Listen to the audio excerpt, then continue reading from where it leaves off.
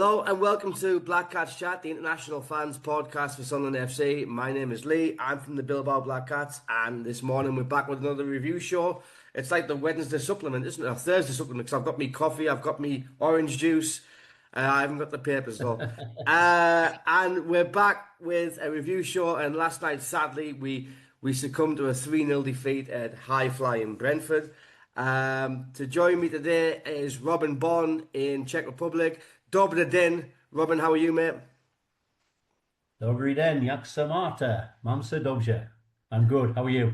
Aye, God loves a lover, doesn't he? That's what it sounded like. I'm all right, mate. Yeah, and we've also got Ian McNee from the Geman Black Cats. Ian, he's full of snow outside his house. Ian, guten Morgen. How are you, mate? Morgen, man. Alles okay? Yeah, have you shoveled the snow this morning? No, I've not been out. I've not been in front of the door. I'm hoping we've got plus temperatures for the first time in a week now, so I'm hoping a bit of the snow will melt before I have to go out there and shovel it. Oh, okay. So I'll be going out once we get this out of the way anyway. Yeah, well, I've got Send it our way. We've got -5 and snow forecast for today. Yes, we've got a snow hurricane coming in tonight, so I think it'll reach you by tomorrow, Robin. So batten down the hatches, Mara. Yeah. We read it last week and it's still got on the floor, so yeah. Aye. I'll just stay here in Bilbao with no snow and just a little bit of rain and about 10 degrees temperatures. That'll do me. Bugger off. Anyway, lads, we're here to discuss last night then. I suppose last night's result, Robin, was what we kind of feared the most when the AFCON players left. But I mean, to be fair, we kind of coped pretty much all right, didn't we? But last night was probably just a step too far. Yeah, I think so. I think, I think we've certainly done better than I expected that we do, losing the 6 guys to the AFCON tournament. I thought we looked a little bit leggy against Spurs, and I didn't have a good feeling going into last night, but I thought after 30 minutes, I thought we looked reasonably okay. They were moving the ball about a bit quicker than we were. I think we played the first half very similar to the game against Spurs at the weekend. And yeah, I think looked a bit leggy. And I think for the first time, I felt the strength and depth of the squad was lacking a little bit last night. A little bit surprised that he started Rig ahead of Mienda. But yeah, I thought we looked a bit leggy and tired last night. Yeah. I mean, Ian, he did take Mienda out, he took Serkin out, and he brought Rig in, Ballard back in. I mean, listen, Riggy's 18, 19-year-old, but he's not a right midfielder, is he not? He's a centre midfielder, but I imagine as a young lad, he probably wants to play every minute he can in the Premier League and he'll play anywhere. But it's clearly not working for him. Yeah, I'm sure of that. I mean, he's definitely not a right winger, no way. But he's getting minutes, and that's the main thing. He's only 18, for Christ's sake. I mean, I said in the last podcast we did after I think it was the Leeds game. He will develop into a bloody good player, and in 2 or 3 years we'll be singing his praises. At the moment, all he's getting is experience. I'm pleased that we got this far until last night happened. I expected this to start happening as soon as AFCON started kicking in. You could see in the second half of the game against Leeds, we were suffering. Against Manchester City, adrenaline took us through that. And as Robin said, the first half against Spurs was similar. We started to miss the AFCON lads, and last night we missed them. We really did. Having said that, we shot ourselves in the foot, which we'll talk about later. We could have done something last night, if circumstances had been different. Yeah. Robin, people have been saying that our players look leggy and look tired. Is that really an excuse though? Because I looked at the Brentford lineup and their players have played the same amount of games, same number of games as us in the same period, and they've kept most of the same players in the starting 11. So can you really use tiredness as an excuse? I wouldn't say I'm using it as an excuse, but I just felt that we did look leggy. I'm not sure how much they've used their bench in previous games. Haven't really looked into that in much detail. Um, but the game changed. I think you'll probably touch on it later. The game changed. We brought subs on in the second half, early in the second half, and looked like we changed the momentum a little bit, like we did at the weekend again.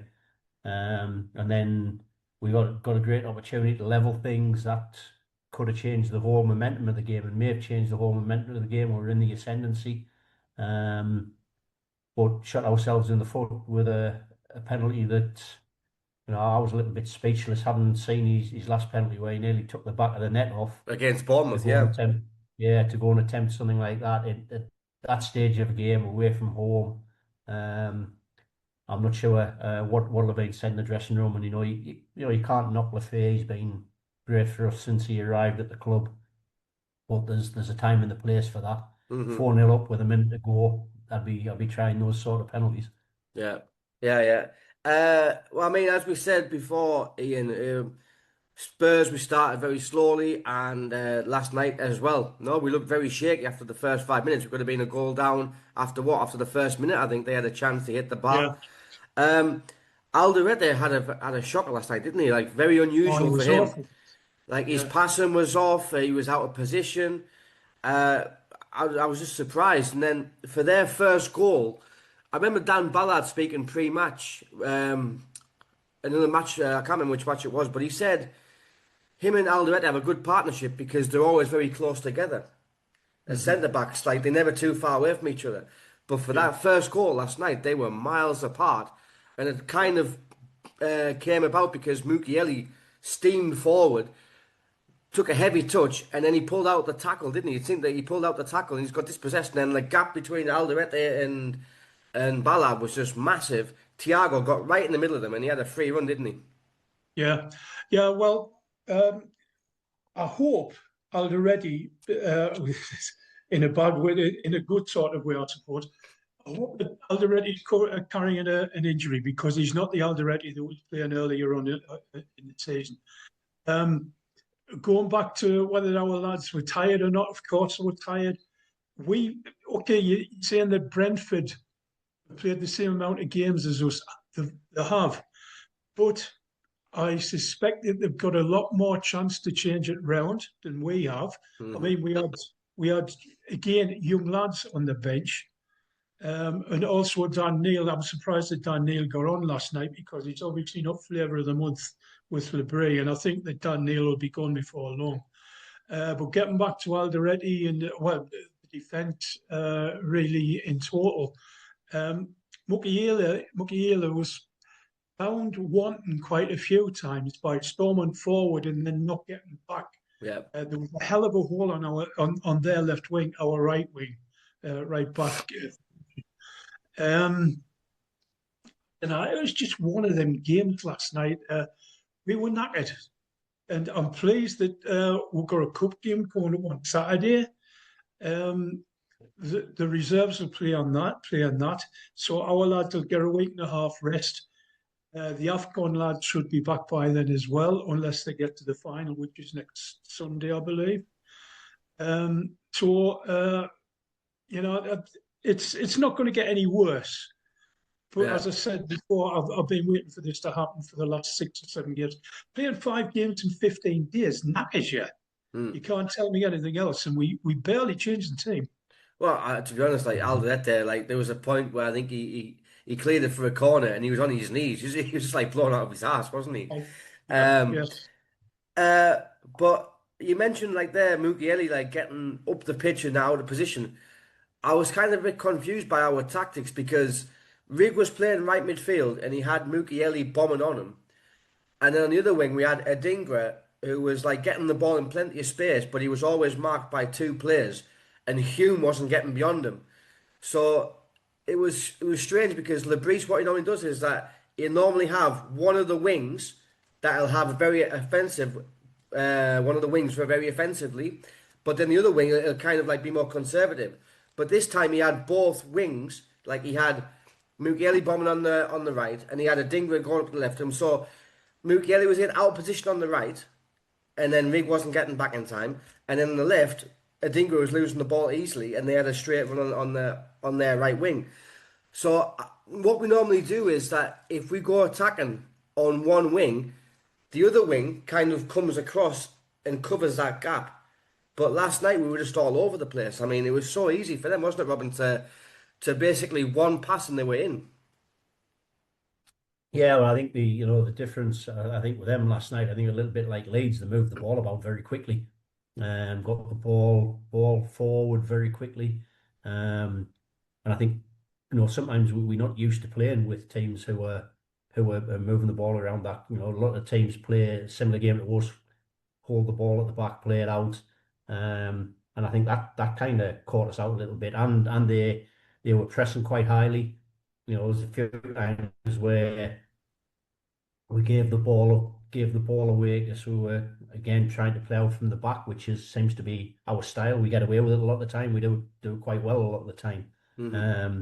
But I think they just kind of seemed a lot faster, quicker, and better than us a lot of the time. Certainly in the early parts of the first half.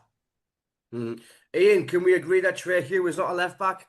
That he's better on the right? Well, he can do a job there, but I mean, if he's got a good winger against him, or if we're playing a good team, I mean, there's no doubt that Brentford are a good team. We made it easy for them sometimes last night. We could have got back into the game, or getting back into the game until the penalty, which was the turning point of the game. But as I say, we'll talk about that later. Trey is left back. He does a job. And obviously, Labrie thought he would do a better job than Serkin. Possibly, Serkin is knackered. I mean, he's only played 2 full games this season, and there were 2 very high intensity games, and the last 2 he played. So I mean, obviously, he tried to give Serkin a bit of a rest last night. What he did with his late substitutions last night, I mean, he accepted that we lost the game. He brought people off going back to the defence. I don't know if you noticed when Ballard came off, he was hobbling. Was he? I didn't see that. Yeah. It looks like. Yeah, I thought he looked like he was limping a bit. It looks like his ankle hasn't been sorted yet. He was just hide on there in the hope that he could sort of wander around the middle of the defence and do his job, which he did to a certain extent, But as I say, he was hobbling. If Aldereti's carrying an injury which hasn't been talked about, that could have had an effect on him as well. That was just one of them days. We didn't have any choices last night. What we put on the pitch was our first 11, and the people who came on from the bench didn't really improve the team. So what you're telling me is that we're going to see Luke O'Nien and Leo Kelder against Everton on Saturday at centre back. Definitely. That's what's going to happen. Harrison Jones will probably get a game as well. Yeah. Dan Neil will be in centre midfield. I mean, I know he came on yesterday, but I didn't see him. Yeah. Robin, one player that impressed me a lot last night, probably the only shining light, was Brian Brobby. I thought that every time he got the ball to his feet, you always felt that he could do something because he was holding off their defenders. But I just think that's something that we don't do enough, especially with Brobby. That's his strength. That's his meat and drink, isn't it? Where he gets the ball to his feet, he's grappling with their defender, he can turn the sixpence, and that's how he got the penalty eventually. But what did you think of Brian Brobby's overall play last night? I thought I picked him out as my man of the match just for the reasons that you've said. He ploughed a lone furrow up there. He's always going to cause defenses problems. Obviously, he won the penalty with his strength and turning the guy inside the box, and he pulled him down. You just feel like possibly you need somebody playing a little bit closer to him because he's holding the ball up well and he's having to turn and go on his own. The two, if I call them wingers, Rig and Adingra, just don't hold the ball up. And I think a lot of the time, the ball goes into them and comes straight back. Yeah. And I'd like to see somebody playing a little bit closer to Robbie, because the number of times he does get in and hold the ball up, he's bloody strong as an ox. And I thought he was outstanding last night, and definitely the highlight of the team last night. Well, it's basically how we got the goal against Tottenham, isn't it? Like Lafay was high up the pitch and he was close to him, and he did that 1-2. That's what we need to see Yeah, more of, isn't it? Really. yeah, Uh, definitely. yeah. What else do we have then? Well, I mean, we saw the good, the bad, and the ugly from Enzo, didn't we, Ian? Because in that Yeah, first half, he pulled off a wonderful flick, didn't he? I don't know if you remember it. yeah. There was I think it was like a ball that came in, and he just one of these like little flicks inside. And you're thinking, how the hell's And he back done in that? flick, yeah, Yeah, yeah. and it was Miss that on the inside, yeah. and he was Yeah, having he's, I thought, I mean, you're talking about Brobby. Brobby had a hell of a game last night. I mean, typical for him. But as Robin said, he's getting no support. That's a problem that we've got to work out with him. We've got to get somebody in or get one of the lads that are playing there to play closer to him to benefit from the fact that he can hold the ball up. Going back to Enzo, I thought he was the best bloke on the pitch for us until the penalty. And then he just disappeared. You yeah, know, he was great. I mean, I've been watching Enzo Lafay. I've been picking up on him for the last 6 or 7 games, and he is excellent in the middle of midfield. It's not what he does with the ball; it's how he gets the ball back. Some of his tackles, so perfectly timed tackles. If it had been Lee Hume, there'd have been bloody free kick every second tackle. Lafay, he just got the ball and then he was up and he was going away with it. You know, it was brilliant. But as I say, last night, what finished him was a penalty, and I don't know why he did it. yeah, yeah. Right then, Robin. On 29 minutes, then Brentford got their goal, as we mentioned before. Mukiele kind of charged forward, lost the ball, pulled out of a tackle. Uh, to be fair, Thiago's in a very good run of form, isn't he? He's a good striker. He caused our defenders problems all night, but disappointing, isn't it, to concede like. But in fact, all three of our goals basically came from, I suppose, our mistakes, didn't they? Yeah, I thought McNee was a little bit unlucky because he read and intercepted the through ball, and picked it up, and then, like you say, he overran it a bit. Yeah, he probably should have been a bit stronger in the tackle, and then one touch, bang away, and great finish from Thiago, took it round roofs and just slogged it in. And he's very similar um, in stature to Brobby in terms of the way he plays, but he gets a lot more opportunity to chase balls over the top than Brobby gets. Yeah, Um, but no, he was very, very strong. And like you say, most of the goals, well, I think all 3 goals, there was some element of a mistake from us in yeah, them. yeah, yeah. And then shortly after, I mean, we were a bit under the cosh, weren't we, Ian, after that? And then Robin Roos, I don't even remember, Robin Roos just came out and cleared the ball, but he also took out their defender. And Aye, I don't know what he was thinking, but he just kind of stopped playing to check on the defender or check on their yeah. player. I was thinking, get back in your bloody goal. I don't know if he Yeah, thought that the ball was going to go out or if the referee was going to blow off a whistle. possibly. But I mean, I mean, the first thing you learn in football is to play at the whistle.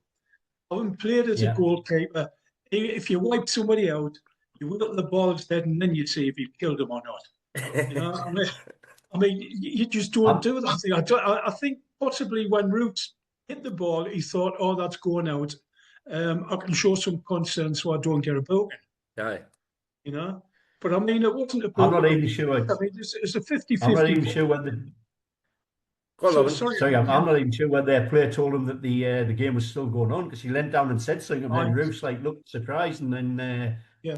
tried Or he's like got he's got a shout from one of our defenders, you yeah, know. But he thought the ball was out without a doubt. yeah, And I don't know, it's not something you do. I mean, but I mean, keepers. Speaking as one myself, keepers are capable of doing daft things often, and Yep. Roofs doesn't do them as often as some of the buggies out there. No. So I No. mean, you can't have a go at Roofs for that. It was just an incident that occurred. He learned from it. He'll not do that again. As I Yeah. say, he'll wait till the ball goes out and then see if he's killed him or not. Well, because I think like he must have thought that he's probably got enough on that to make it go into touch. but he didn't. He realised it hadn't. But then I think he also thought that their player had a head injury because he held his head at first, but then he took his hands away from his head, and then the game went on. But yeah, I mean, we had a couple of moments where we could have been 2 or 3-0 down in that first half, but thankfully we weren't. But But that was true against Spurs as well. I mean, we wrote. I don't know if we rode our luck or we managed the game well. I mean, what we consider a chance could well be our defence is considering it a good piece of play. Yeah. Robin, one thing I noticed as well last night is that we won absolutely no second balls. Every time the ball bounced down, I was expecting like either Xhaka or Gertruida to come and pick up the second balls.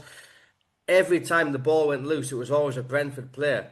And that kind of summed up the night, wasn't it? That the lads just didn't have the same energy levels, the same intensity, because we're normally quite good at picking up those second balls.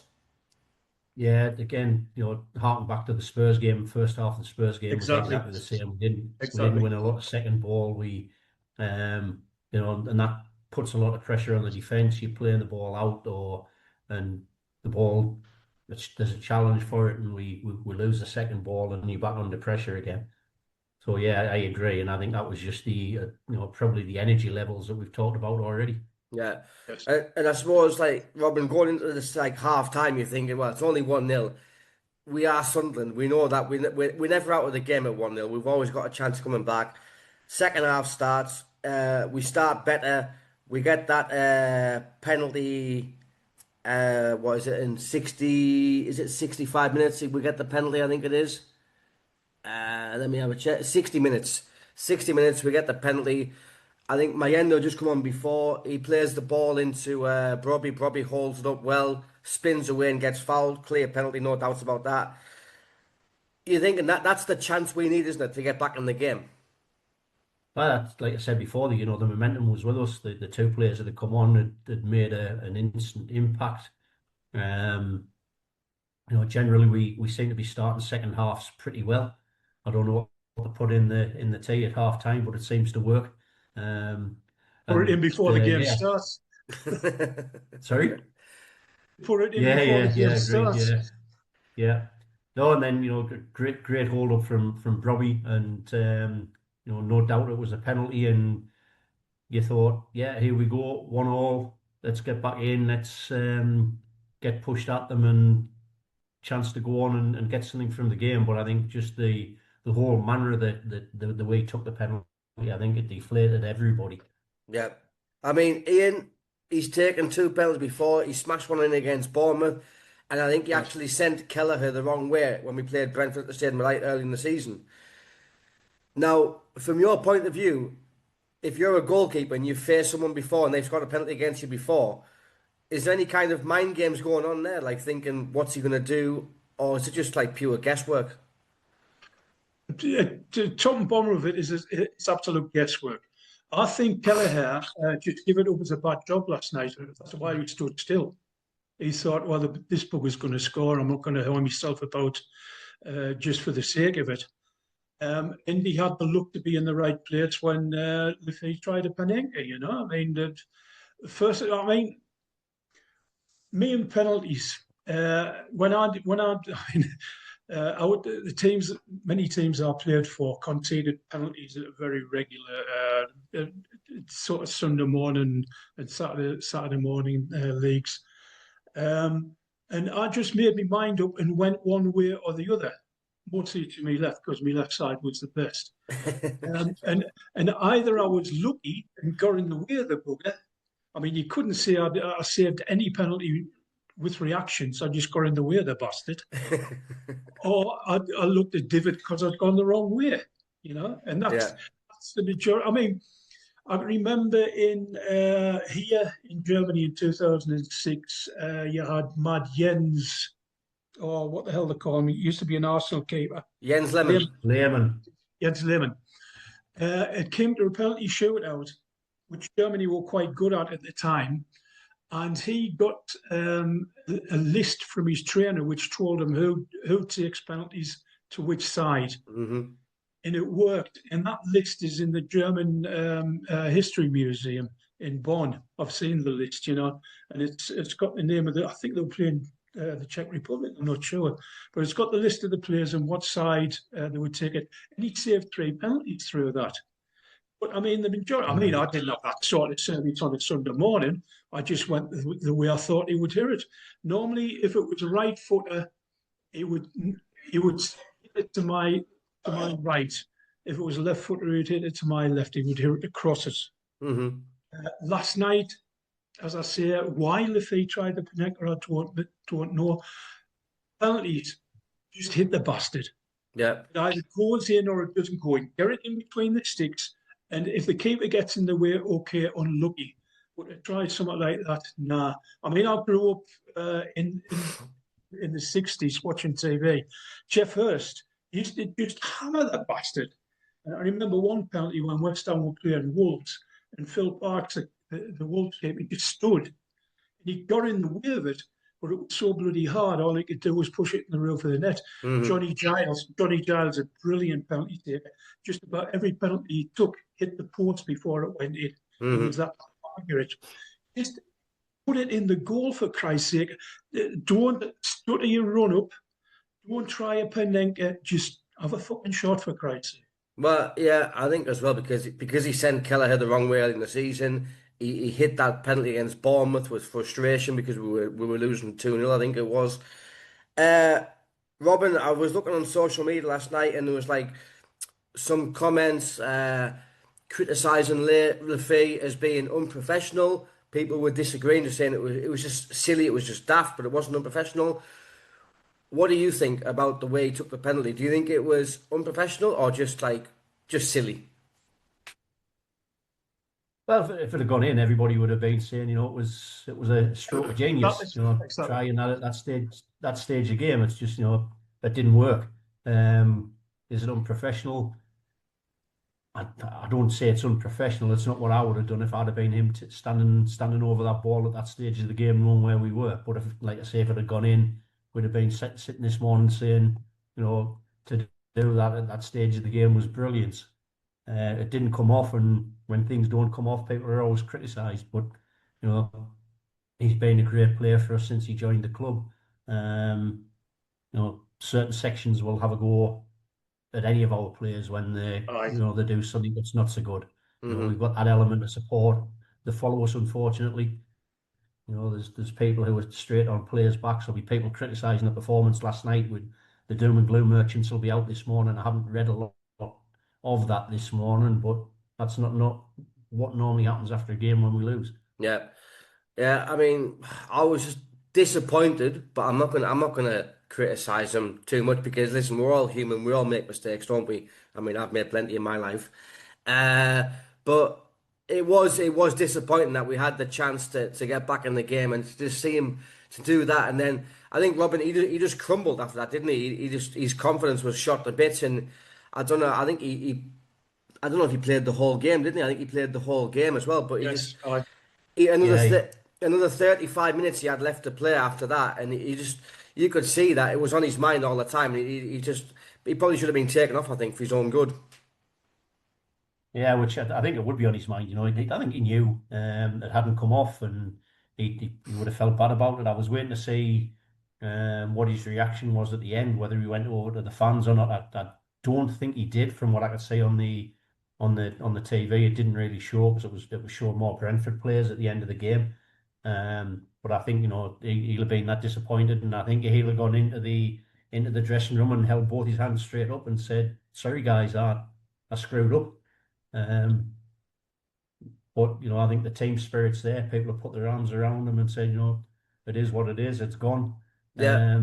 Try and forget about it and move forward. You can't turn back time, unfortunately, in situations like that. Yeah, I think Ian, like the fans will get behind him, won't they? Like, listen, they'll understand that it's a little bit of a blip, but he's been magnificent for us this season as Enzo Lafay, and hopefully, like next game that he plays, the fans will be there singing his chant, and he'll bounce back and he'll feel that love and support. But like, yeah, I think last night he just has to kind of accept it and take the criticism on board and bounce back, doesn't he? Yeah, definitely. I mean, it was a bad day at the office for him after the penalty. As I said before the penalty, I thought he was one of the best guys on the pitch.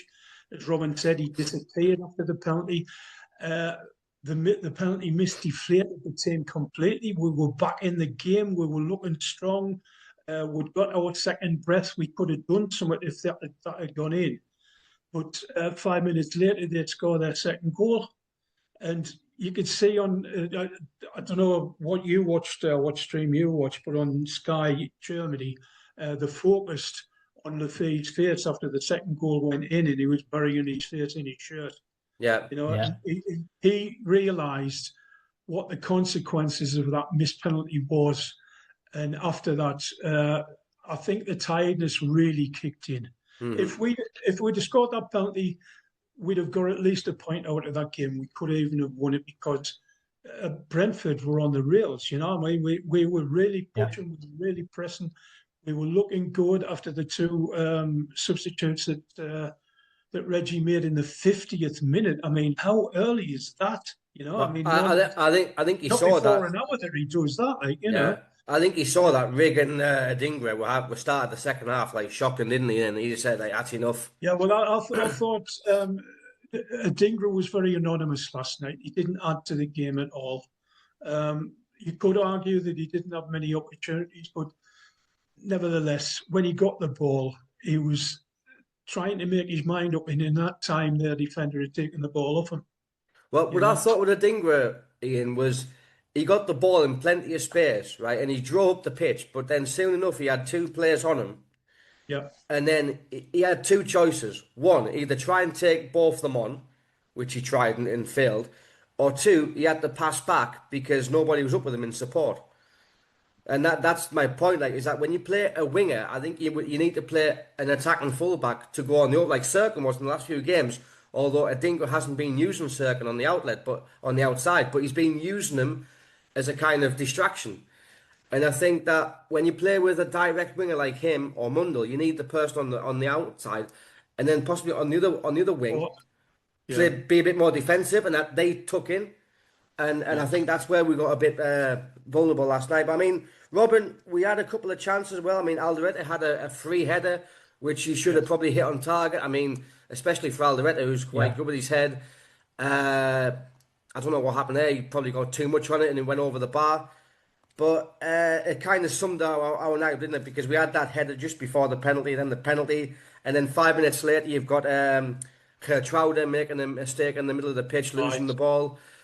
And I think, like, there's been a few times this season where we've given the goals away in that kind of area of the pitch, like Lafay against Arsenal when Saka scored last night, and then even in the first half, Mukiele losing the ball in that middle of the pitch. I think it's a bit of a concern, isn't it, that we're losing the ball in these areas and we're being punished. Yeah, you know, mistakes happen in games. You don't go through every game without making a mistake, and unfortunately, some of them have cost us, and probably three last night that did. You know, I just got to be a little bit stronger. But I think defensively we're relatively solid. I think the midfield is not bad. I just think we don't have that outlet down either of the channels at the moment where the ball goes forward and sticks. You know, talking about after the penalty, the stream that I was watching, they focused on Robbie, and you could see the kind of anger in his face. You know, working that hard to get the penalty and working as hard as he had, and then to miss it. I think he was absolutely fuming from what I could see on his face. But yeah, mistakes are costing us a little bit, and we're not, you know. I think the lack of chances we're creating as well, you know, the few and far between, we're taking a lot of them, but, you know, you watch Brentford, how quickly they get the ball forward. The likes of Leeds, when we played Leeds, the same. We just play a different type of football to that. Yeah. I mean, Ian, their second goal, Thiago, I mean, he got through on goal, but we actually got back and defended, and it was like the second phase of that attack. That was the one when the ball came in, you're thinking like, well, we've got lucky in the first one. We've got Alderete and Ballard in the middle. But again, I think it was just like, wasn't the usual solid defensive Absolutely not. play that we normally have, No, would it? that was reticent of the Spurs goal, where the defence just went missing. I mean, it was a suicide goal to give away anyway, because the pass across midfield from Gertrude, who had a good game up to there as far as I was concerned, was awful, and they broke on that, and then Schade hit the bar, and possibly we switched off thinking because the ball's gone away. That particular danger's over. But then their lad got the ball back in, and Schade sprung back up. I mean, normally, normally you'd see a striker who's hit the bar be lying on the ground and be punching the turf and all sorts. Schade got back up and knocked a hell of a header back in, which Thiago put away. And we switched off. Thiago was fry, Schade was fry. The guy who put the cross in was fry. Sorry, that's German. Free. The bloke who put the cross in was free. It was just a comedy of errors, really. It was an absolute suicide goal to give away. And that was the game finished for us. As I say, 5 minutes after the missed penalty, the game was gone. And, shit happens. Yeah, and it did happen. Yeah. Hope that all the shit that's going to happen to Roots this season happened last night. So we've got the yeah, hopefully, yeah. And don't worry about like the fry, because we are the International Fans podcast, and we are multilingual as well. Yeah, well, at least Martin will understand where I'm talking about. Oh, Chairman. Anyway, listen, lads, we're going to take a short break because we're going to talk about that third goal at the end of the match, and then we're going to look towards Everton and then the Palace game, and also the return of the AFCON lads. So we will see you soon. Hello, I'm Johnny. I've been living in Bilbao for 16 years now, but I'm originally from Durham City. I've been supporting Sunderland for over 40 years. I'm proud to be a member of the Bilbao Black Cats. Away, lads. All right, welcome back to part two then. So we just talked about the second goal, pretty much match over then, especially given the fact that Lafayette missed the penalty. Third goal, Ian, from a corner. And do you know, like, we've got this, zonal marking, isn't it? But on corners especially. But when you see the goal going last night, you're going to see that all of our players are congested in the same area. We had 6 players at the front post. Yeah. And the guy who scored it is standing in the middle of the goal, and there's nobody anywhere near him. Yeah. We all switched off. Everybody thought, "Oh, I'll do that." Nice background, Robin. I saw you change yours, so I thought I changed mine. I couldn't work out how to do it, but I've changed it now. Anyway, back to the third goal. As I say, again, it was a comedy of errors. It was a gift. As I said earlier on, Brentford are not a bad team, but we helped them a hell of a lot yesterday. Mm-hmm. Yeah, we were kind of our own downfall, weren't we? Especially on the 3 goals. Right. But Robin, I want to bring this on because we're 3-0 down after 73 minutes, and then Lebris decides to make 3 subs within the space of 4 minutes. On 79 minutes, he brings Dan Neil and Dennis Serkin on, and then he brings on Luke O'Nien after 83 minutes. Dan Neil's a strange one, isn't it? Because he's barely played all season, and Lebris decides to bring him on after 79 minutes when you're 3-0 down away from home. He did the same thing last season, right? When we were getting beat heavily against someone. I can't remember who we got beat off, but we got beat 2 or 3-0 against someone last season. And he did the same thing. He brought on a player that hadn't played very much. And I'm thinking, what's really the point of doing that? Is it not just like, for me, it's like poor management to bring on a player. I think the Wayne's point, I think he realised then the game had gone. I think I saw the same as Ian. I thought Ballard looked as though he was hobbling a bit as he went off. I think it was just a case of, get 3 of the players off and, not push them any further. We talked about maybe Alderete was carrying a knock as well. So, I think the game had gone. So I kind of understand why he did it. Maybe we'll talk a little bit later about transfer window and what we think might happen there. But I think the fact that Neil hasn't featured, hardly featured at all in the 20 games that we've played so far, kind of tells us something. So it wasn't bad management. I think it was just a case of the game had gone, and are you going to score 3 goals in 10 minutes? Probably not. So I think that was his reasoning behind it in my mind. Yeah, I think, Ian, there's two sides of the coin, isn't there? There's like one side, as you mentioned, if both of your centre backs go off in a match and you're getting beat 3-0, then it's probably because they're not very in good shape, really.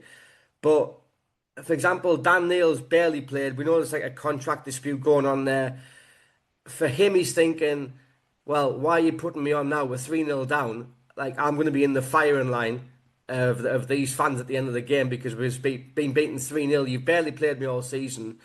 I just think that Lebris, but he's like this, isn't he? He could have handled it better. He could have given Dan Neil more minutes during the season or so far. But he hasn't. He's brought on Luke O'Nien, he's brought on other players instead. Do you know what I mean? And I just think that, I don't know, for me it's a bit of disrespect to Dan Neil. He was our promotion captain last season, and I was a bit disappointed in Lebris that he just decides to throw in a player that he hasn't used, but he says, right, I'm going to use you now because we're getting beat 3-0. And I think that, what's Dan Neil thinking at that moment when he comes on thinking, well, you're putting me on now, 15 minutes to go, we're 3-0 down. Like, come on. Well, I think Dan Neil made his mind up a long time ago. Yeah. That he was leaving the club, and I should imagine that Lebris is very aware of this. So he's never seen the point in putting Neil on because he knows he's not going to be there within a certain amount of time, in this transfer window or the very latest in summer. Going back to the changes, I think it was contrary to being bad management. I thought it was good management. He's protecting his players. The game was gone, so there's no problem there. Getting back to Dan Neil, as I say, even when he came on, I didn't notice him. No. I didn't see him doing anything. He wasn't tearing up any whatever. He wasn't really going for it or anything like that, which I perfectly understand. When I wasn't good enough, you probably think, well, I wasn't good enough earlier on. Why am I good enough now? But it's not that. He's just filling a hole. He's replacing possibly an injured player who Lebris is trying to protect because Lebris knows he can depend on him in the future. Neil's gone. Yeah. Neil's gone. Physically not, but he's gone. He's been gone in his head for since at least the start of the season. But you're not thinking like it knocks Neil's confidence. Like, it doesn't give him much confidence or much belief in himself. Well, he's possibly the victim of his own mentality in principle, because he could have stuck in, he could have gone for it. You don't know what happens in training. You don't know what happens behind closed doors. There's a reason why Lebris decided to go the way he did. I mean, Siddiqui, you can't tell me Siddiqui isn't, that Neil's better than Siddiqui. No, of course not, no. And Neil would normally play where Saka is playing. And although I thought Saka had a very poor game last night, he's a hell of a lot better than Dan Neil, simply because of his experience, his coolness, the fact that he's the second coach on the field. I don't see where Neil fits into this Sunderland team. And for him, the sooner he goes, the better. Yeah. All right. As much as it's a pity, love the lad, he's a local lad. The same goes for Patterson. Patterson will be playing on Saturday. But I suspect that's going to be his last game for Sunderland. Yeah. Unless Roos gets injured. Yeah, no, it's just like, I wanted to raise the point because, like, Lebris did it last season as well, where we're getting beaten all of a sudden, a player that he hasn't used a lot in the season. I think last season it was probably Alexic or Alan Brown. Like, you're getting beat 2 or 3-0, and then he just says, like, right, go on then. And I think that is... Yeah, but there again, it's the same situation. Yeah. You've just mentioned 2 lads there that aren't in the club anymore. Yeah. And Lebris knew that they were going. Yeah. I mean, he doesn't think what's going to happen in 5 minutes. He knows what's going to happen in 3 or 6 months. Yeah. That's the beauty of him. He can see ahead. He doesn't. Okay, he reacts to situations within the team, within the game, but he's got an idea in his head what he's going to do if those situations occur. Mm-hmm. And he's thought about that months ago. Yeah. Well, Robin, anyway, 3-0 defeat. We're down in 10th position on 30 points, which is still a great total after 20, is it 21 games, 22 games, 21 games. I mean, it wasn't as if we got totally battered in terms of possession because the possession stats were 51% to, 50-50, I think. yeah, or 50-50, wasn't it? Something like that. So, Yeah. but I mean, Brentford are a team as well that they're not a one that like to dominate possession. So, anyway, listen, it is what it is. We get that one out of the way. We look to the FA Cup on Saturday, Robin. Early kick-off. I would expect quite a few changes. No, I would say that some of these players need taken out. Alderete, Xhaka, Mukiele probably need a break, don't they? Yeah, I think we'll see a much changed team. Largely on the back of last night and the amount of games that we've had in the last 2 or 3 weeks. You know, I for one personally love the FA Cup. I think it's been completely devalued by the way mainly Premier League teams approach it, certainly in the early stages. But that's what it is. It's the modern game. So I think, yeah, there'll be a lot of changes. I think, like Ian said, you'll see the likes of Patterson start. You'll see Neil start. We'll see a lot of the younger fringe players and some of the under 21 players come in, and you know I think it's the right thing to do. Like I say, much so I love the FA Cup. I think he'll use it as a chance to give players a rest and just field a much younger side. Yeah, I mean, Ian, there's been like talk on around the club from the fan base saying that, listen, we've got 30 points. We look as though we're going to be safe in the Premier League this season. Is it not worth going for an FA Cup run? No. Now, unfortunately, as Robin said, in this modern game, the Premier League is the be-all and end-all. The only thing that the FA Cup offers is a quick route to Europe. I'm not sure we're ready for Europe. And I'd much prefer us to be safe in the Premier League before we do anything else. As regards the team tomorrow on Saturday, it'll be a completely new back four, as you say, possibly with Helder and O'Neill, O'Nine in the middle. Serpent will probably be left back, right back for Paris and Jones or whoever. Midfield, you'll have Rig and Neil in there. Up front, Mayenda will play, and I suspect that Mundell will play to get some more match fitness into his legs, and possibly Isidore if he's fit. What happened to him last night? He wasn't even on the bench last night. I think he had a knock, didn't he, from He did, the I other think. game? I know he had a knock in the other game, but they were hoping he would be back for the Brentford game. Yeah. Well, unless he's being saved. I mean, Mayenda could come in on Saturday up front. But yeah, I would start Trey Hume at right back on Saturday because I think come the Crystal Palace game, if we've got a fully fit squad, I think Trey Hume doesn't fit in that team. I think Mukiele goes right back. So, what about any of the AFCON lads, Robin? Do you think they might have a game on Saturday? Sadiqi's back, Renildo's back, Traore's back. Do you think they might get some game time on Saturday, or they'll think they'll be rested for Palace? I don't think he'll play any of the AFCON guys. I think he'll let them have the weekend off and get them fresh for Palace. Mm-hmm. Well, so he might possibly put them on the bench and bring them on for half an hour or so. Yeah, possibly. I don't think he'll have them on for the full game. Yeah. Right then. So that means like transfer window. We are in to January. Lebris was asked last night, Robin, if Sunderland are going to be active in the January window, and he said, "Not at the minute. We'll have to wait and see." From what I understand, the club need to offload some players before they can bring some in because they got quite a bloated squad, and it seems that some of the lads that are in there, like the likes of Abdullah Bar, Paveda, Joe Anderson, they've had a contractor, they've had a pay rise because they've got in the Premier League, and it seems that they're just happy to pick up the wages and not bother doing anything rather than go from the club. So, would you like to see us strengthen towards the end of the window, and which positions, Robin? Well, I think it'd be interesting to see with the AFCON guys coming back. You've got Talby coming back. One of the wingers I talked about last night. But on last night's performance, I think certainly the wide areas up front, we seem to be lacking a little bit.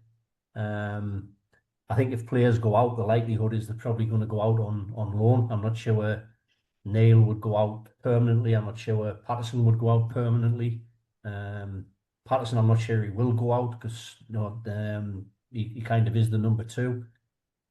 And there may be some loan deals coming in, but I think defensively I'm okay. I think midfield I'm okay. It's just that creative down the flanks that I think we're struggling a bit. Mm-hmm. Ian, for me, I think like Riggy probably needs to be taken out the squad and having a loan. He probably needs to play a level below. No, you don't agree?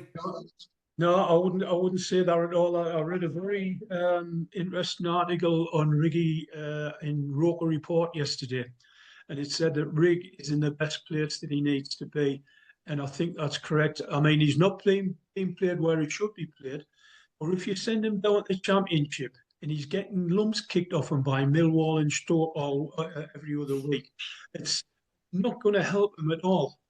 He needs to be playing in the elite. He needs to be playing alongside Granit Xhaka when Xhaka's playing well, as he did last night.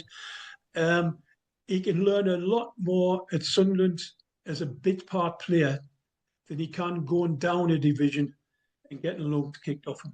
I would not loan Rig out.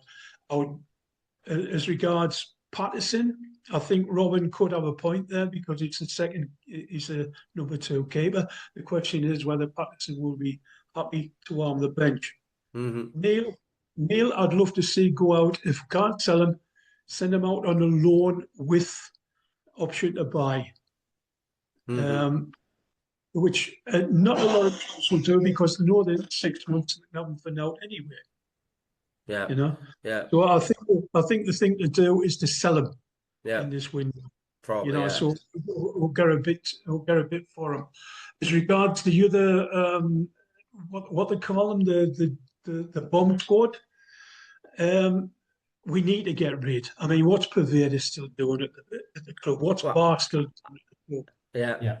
Other than earning money, I mean, Pembele shift out. Well, yeah, Pembele went on loan yesterday. I think he went back to, was it Lorient or Le Havre, one of them? He went out on loan yesterday. Yeah, Le Havre, I think, yeah. Yeah, well, I mean, if we can find sort of lower league, first division league teams in Europe that are prepared to take a punt, we've got them at least off our wages. We've got them, they're not filling up places on the training pitch. Which means that we can start bringing young lads through again. I mean, this constant stream of young lads that we've had over the last few years seems to have stopped. It's just the 2 Joneses who are coming through. Tootie has been on the bench as well. So obviously there's some promise there, but they're not getting onto the pitch. Mm. They need to be getting on for the last 10, 15 minutes to get some experience.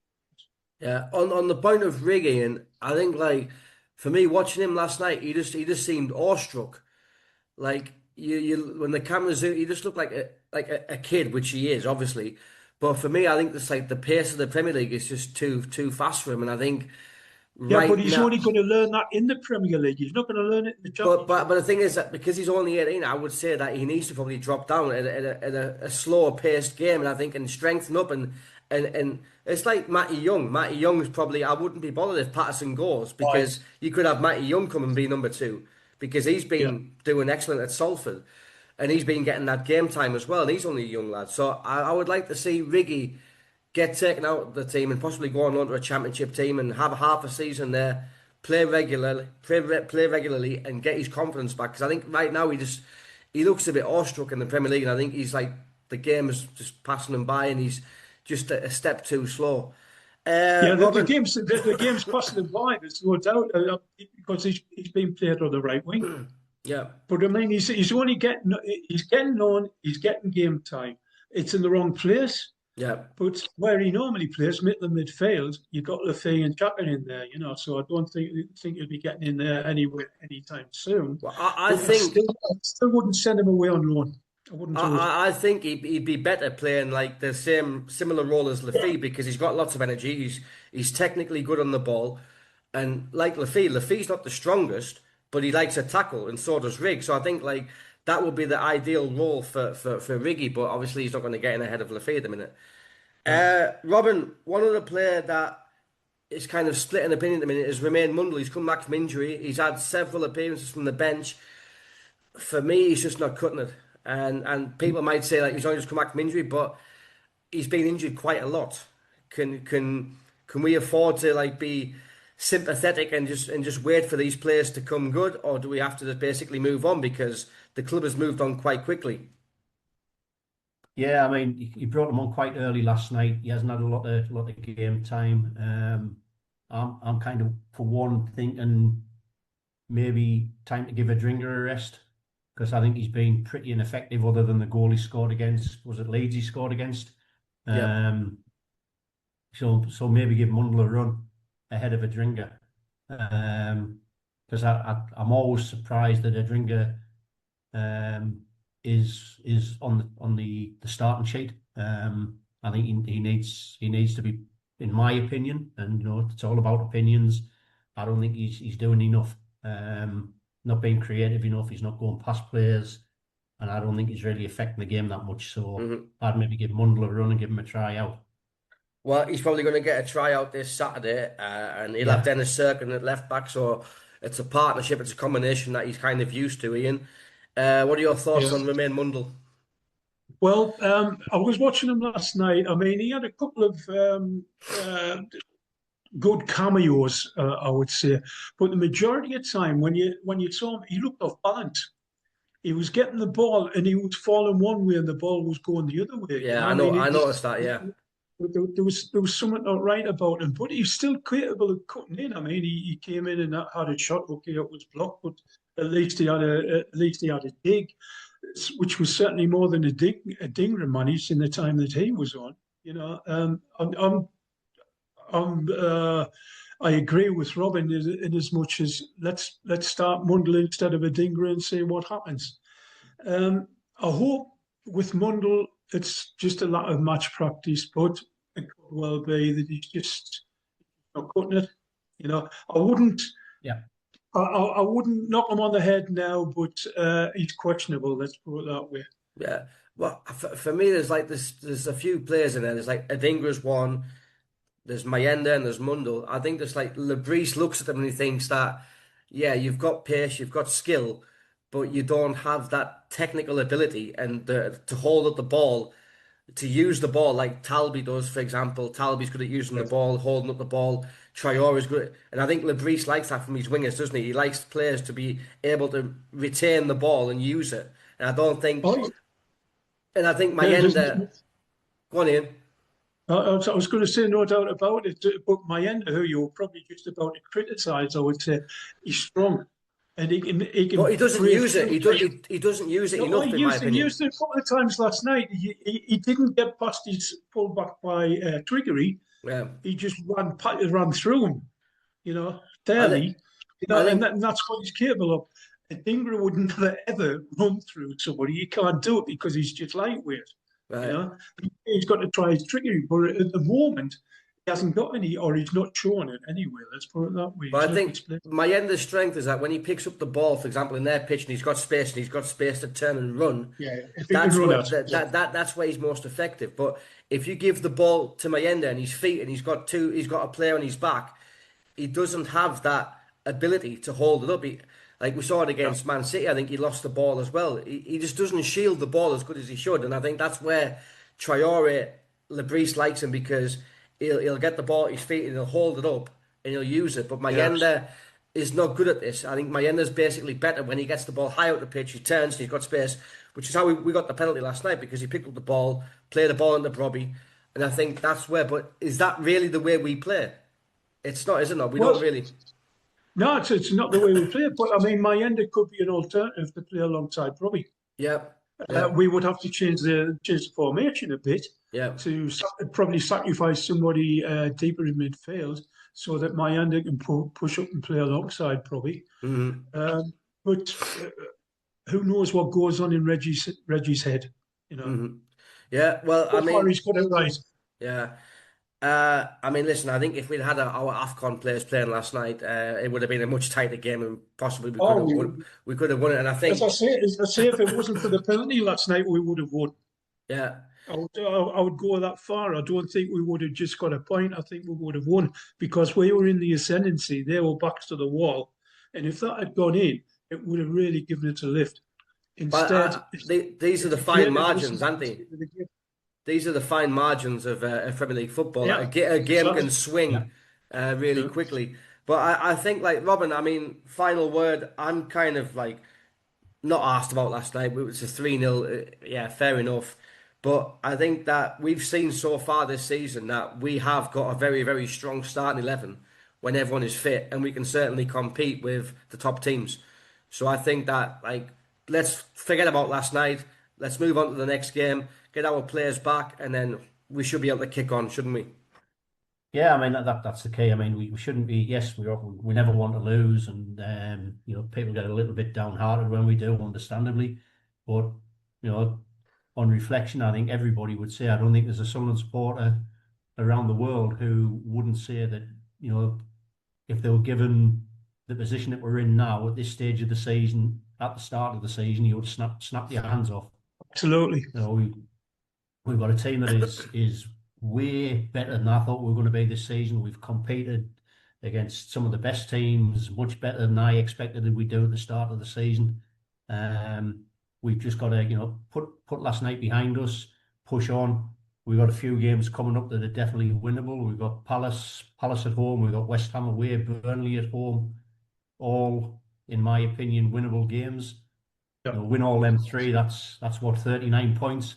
And we're almost home and dry in terms of survival. And I always said at the start of the season, my goal at the start of the season was to finish top of the bottom four. That's what I always said. And it looks like we're going to certainly achieve that. A lot of people will be disappointed that, the Mags took over us last night, went ahead of us in the league, which has been a long time coming. But, I'm not really bothered about that. I'm bothered about our survival and that we push on. I just hope that we don't do, what the teams under Reid did. You go back to those 2 seasons, we started first half of the season very well. The two seasons we finished 7th, and then after Christmas we fell apart both of those seasons. So let's hope we can rally, get the AFCON players back, and then push on the next 3 games. They're not key to the rest of the season, but perform well in those and pick up some decent points in the next.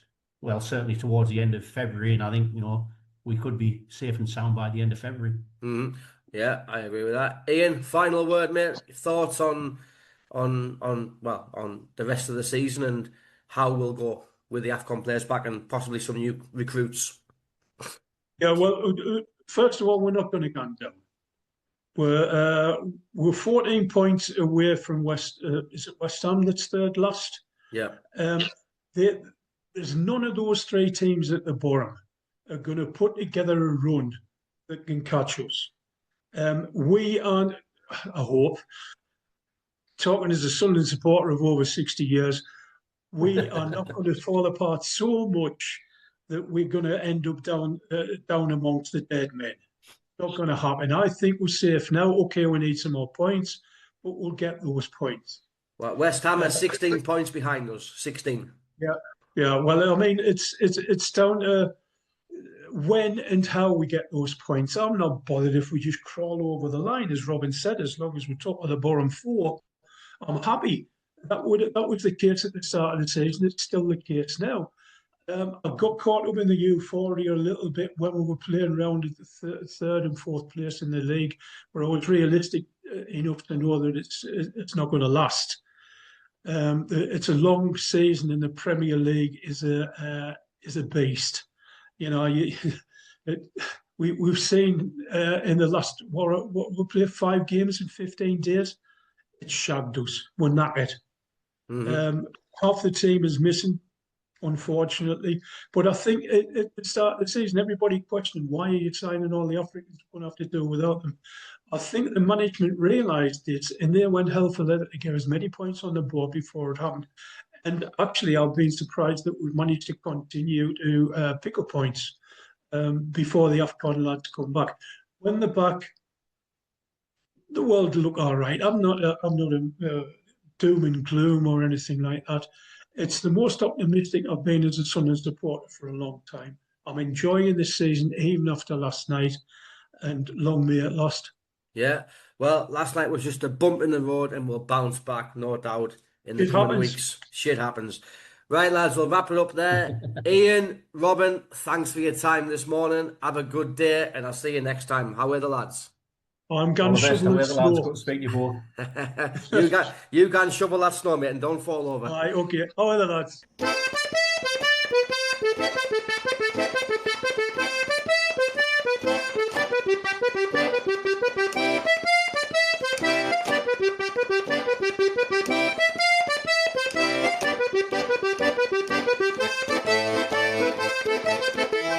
Thank you.